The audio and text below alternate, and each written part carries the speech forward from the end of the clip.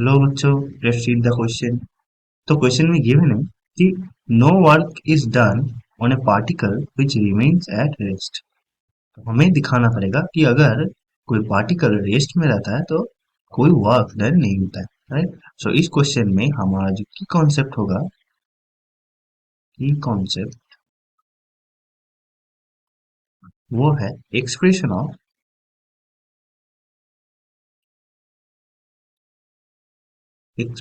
Of work done,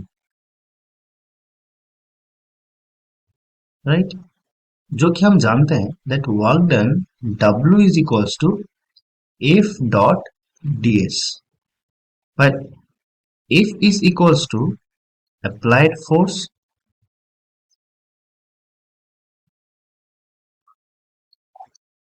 and ds is equals to change in displacement,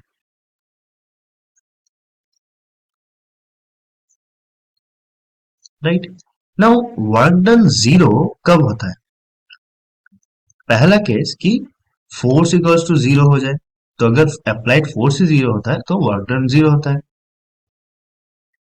second case कि ds that is a change in displacement zero हो जाए, और third case कि theta is equal to 90 degree, means displacement vector और जो force है applied force उसके बीच में अगर एंगल 90 डिग्री हो जाए तो ये वर्क डन जीरो होता है, क्योंकि W is equal to F S cos theta, right. Now इनमें से मतलब इनमें से अगर कोई भी एक हो जाए तो वर्क डन जीरो हो जाता है।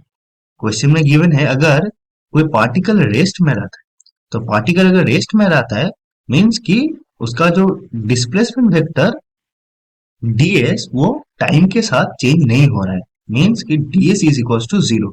So W is equals to F dot ds equals to zero. So we say that no work is done on a particle which remains at rest. Right. So hope you understand it. Best of luck.